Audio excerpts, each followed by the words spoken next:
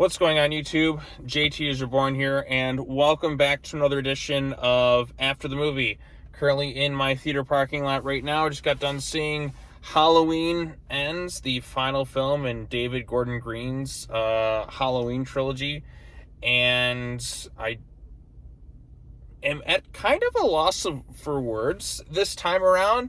This is like the most bizarre Halloween movie since Rob Zombie's Halloween 2. Although that one had kind of that weird white horse plot thing, the story of this one and the way it's executed is very different from every other entry in the franchise. And for some people, different is probably good. This doesn't really feel so much like a Halloween movie, at least compared to the other two. The other two felt very consistent in tone and felt really connected. This one feels like a very distant third movie with an interesting take on the story that goes in some directions that are rather unexpected.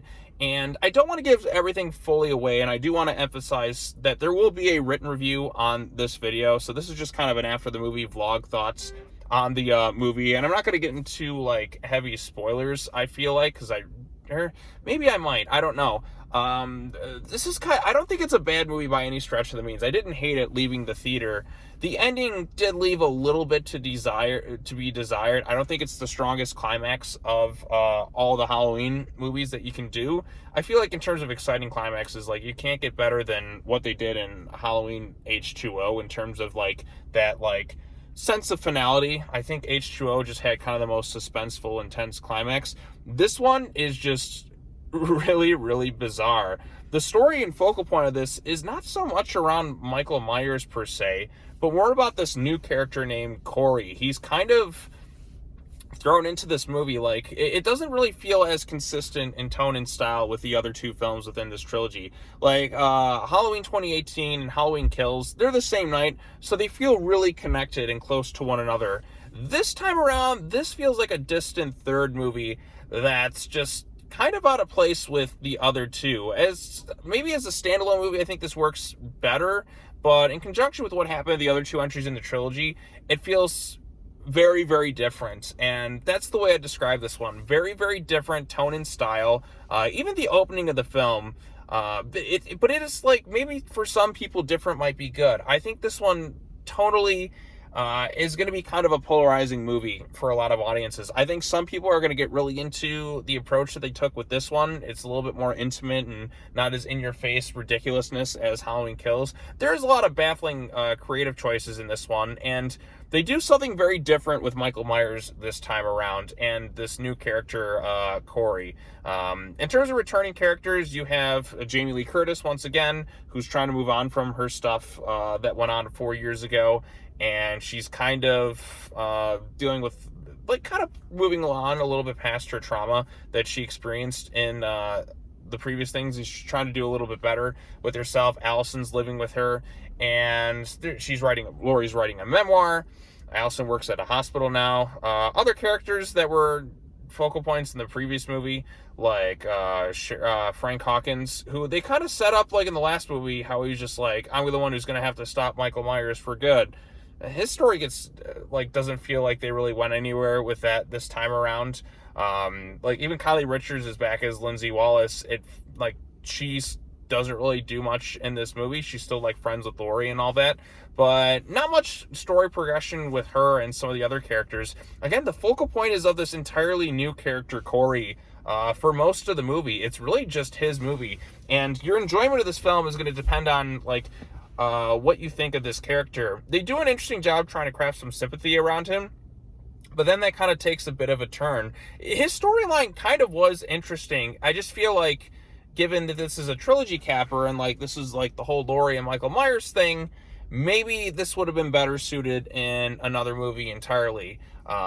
Just simply because, like, with the other two films, it was kind of the Laurie and Michael thing, and that's in here. There is a conclusion to it, but it just, because this is like capping off a trilogy, it feels so like kind of out of place with the other two films.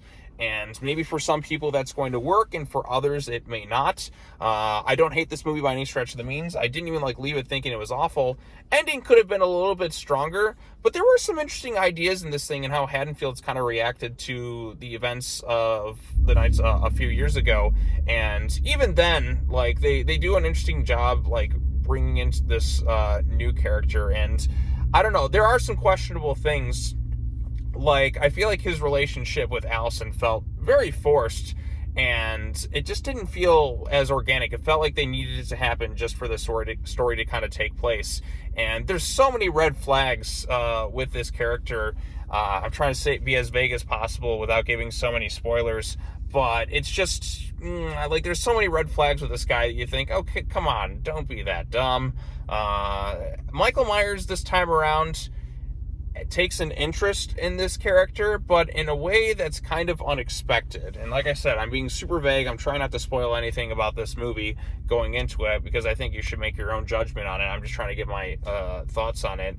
And it's a very different take on Michael and a sort of victim this time around. Something really, really kind of unique. And Michael this time around, he doesn't feel as unstoppable as he was in Halloween Kills. In fact, he's kind of just been maybe rooming with Pennywise in the sewer for the past couple of years. There's no real explanation how he's survived in that. I guess he kind of disappeared on Halloween night a few years ago, and now he's just kind of sort of back living in the sewer with Pennywise. But Michael's presence feels very absent this time around. You don't even see Michael Myers for a long period of time within this movie. And that may be an issue for a lot of people, because Michael was such a huge focal point in the last two films. But this time around, he's really kind of almost a side character in this movie. And they do have an interesting conclusion with him that I was just kind of sitting there going, what the fudge is going on with this thing? But it takes it in a direction which some people may be for and others may be against. I don't exactly know. Did I leave this thing loving it and thinking it was awesome or anything like that? Is this my favorite Halloween film of this trilogy? I don't know. I think 2018 left me the most satisfied, and even Kills was very entertaining. This is more of an intimate kind of character-driven story, and in some ways it kind of sticks the landing. In some ways, then other ways it doesn't fully get where it needs to go. I thought the climax could have been a little bit stronger, especially with this final confrontation between Laurie and Michael Myers. I just think a lot of that took the backseat to this new character, Corey, and you're either for his storyline or you're kind of against it. But it certainly takes it's different in tone and style. The kills this time around, not nearly as fun or exciting as they were in the previous two films. I don't think there's anything in it that's really going to kind of stand out in terms of that. In terms of sequences too, there's no big grand sequence. I feel like it's really going to kind of, the opening for sure is going to be something that kind of sticks with me. I'll give it that, because it is a very different opening that kind of goes in a direction that really was kind of unexpected, and it leaves some questions kind of going forward with the rest of the plot. But I don't think there's a big sequence that's really going to kind of stick with me, at least the Michael Myers sequence, because of how Michael is showcased in this movie, which feels, I don't know, his presence should feel a little bit more dangerous than it actually is, compared to where he was in Halloween Kills. Halloween Kills, he was John fucking Wick. This time around, he's kind of maybe let's just say he's not as strong as he was before. And I kind of like Michael Myers being a little bit more unstoppable. And this time around, he's kind of more in a decrepit state than he's ever been. So take it for what it's worth. But anyways, I know I've been very vague on this video.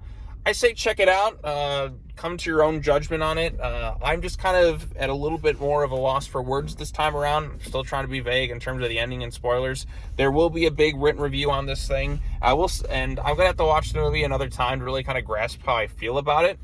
But I do appreciate a more character-driven movie in some ways, because this does not feel like the other two. Do not go into this expecting it to be like the other entries in this trilogy, because it is certainly not that. It takes a very different turn that some people are either going to be for or against. But yeah, so those are my initial thoughts on Halloween Ends.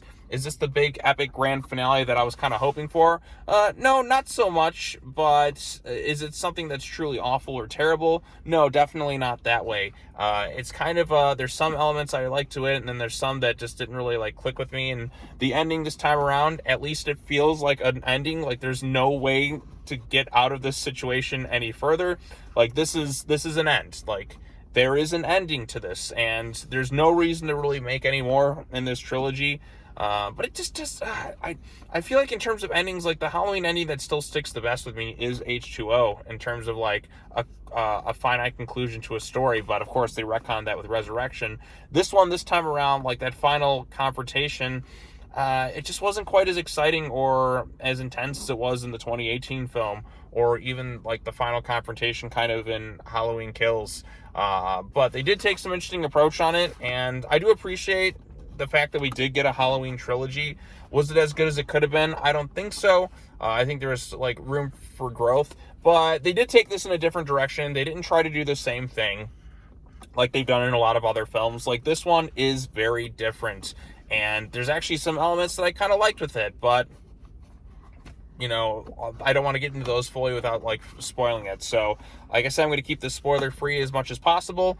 But I do think if you're a Halloween fan, check it out. You're either going to be for it or you're going to be really against it. It's going to be a very polarizing entry. Like even the theater, like a lot of people were kind of just left questioning what was going on this time around. So I don't know. I think this is going to be a very divisive Halloween movie that some people are going to be for and some are going to be very against and really dislike it. So there you go. Those are my quick thoughts on Halloween Ends. Look forward to the next big epic finale in terms of the Halloween reviews.